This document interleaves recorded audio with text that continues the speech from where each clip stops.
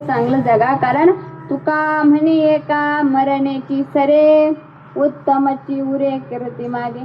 आपली चांगली कीर्ती मागे उरले तरी चालेल, परंतु वाईट कीर्ती मागे उरू देऊ नका. गेले दिगंबर ईश्वर विभूती, गेले दिगंबर ईश्वर विभूती, राहिल्या त्या कीर्ती जगा माझी. ओ राहिल्या त्या कीर्ती जगा माझी.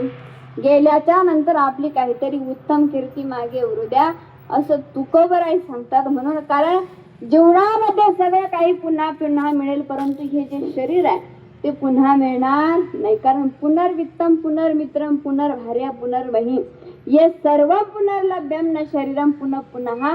पुनर्वित्त म्हणजे आपण जी कमवलेली संपत्ती आहे ती जर आज गेली तर उद्या पुन्हा दुसरी येईल. पुनर्मित्र म्हणजे एखादा मित्र जर आज आपल्याला सोडून गेला तर उद्या दुसरा सुद्धा भेटू शकतो किंवा तो सुद्धा पुन्हा आपल्याकडे येऊ शकतो. पुनर्वित्तम पुनर्मित्रम पुनर्भार्या म्हणजे आपली बायको जर काही कारणास्तव आपल्याला सोडून गेली तर उद्या दुसरी सुद्धा करता येते. म्हणजे पुनर्वित्तम पुनर्मित्रम पुनर्भार्या पुनर्मयी, हे जे सर्व काही आहे ते एकदा का आपल्यापासून गेलं तर ते आपल्याला पुन्हा सुद्धा घेऊ शकतो, ते आपण पुन्हा सुद्धा मिळवू शकतो. परंतु न शरीरम पुनः पुन्हा, म्हणजे हे जे शरीर आहे ते आपल्याला पुन्हा पुन्हा मिळणार नाही. हे शरीर भगवंताने एकदाच दिलंय, त्याचा आनंद सुद्धा एकदाच जोपर्यंत आहे तोपर्यंत घ्या.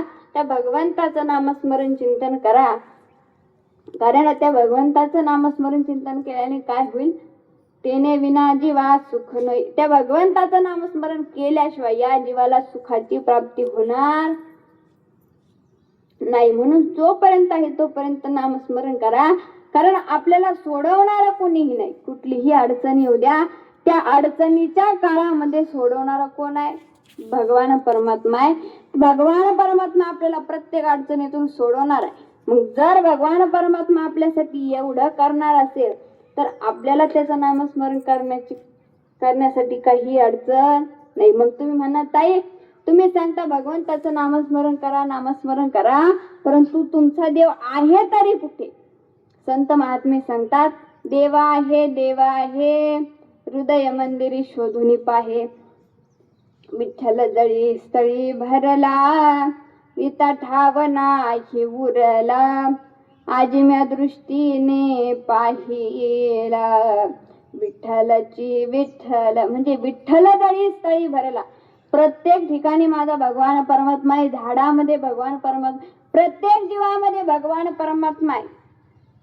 प्रत्येक ठिकाणी भगवान परमात्मा आहे. कारण देव खातो म्हणून आपण खातो, देव झोपतो म्हणून आपण झोपतो, देव उठतो म्हणून आपण उठतो. कोण कहते हे भगवान खाते नहीं, कोण कहते हे भगवान खाते नहीं, बैर शबरी के जैसे खिलाते नहीं, बैर शबरी के जैसे खिलाते नहीं. अच्युतम केशवम कृष्ण दामोदरम, अच्युतम केशवम कृष्ण दामोदरम, राम नारायणं जानकी वल्लभम, राम नारायणं जानकी वल्लभम. कौन कहते हैं भगवान सोते नहीं, कौन कहते हैं भगवान सोते नहीं, माँ यशोदा के जैसे सुलाते नहीं, माँ यशोदा के जैसे सुलाते नहीं. अच्युतम केशवम कृष्ण दामोदरम, अच्युतम केशवम कृष्ण दामोदरम, राम नारायणं जानकी वल्लभम.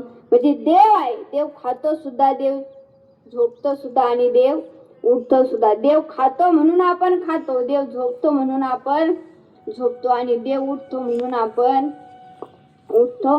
हे जे सर्व काय आहे ते सर्व भगवंताच्या सत्तेनं चालतं.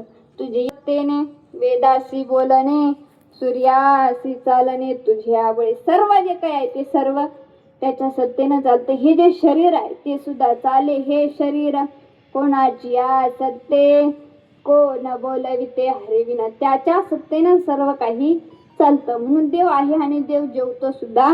कसं उदाहरण सांगून जाईल.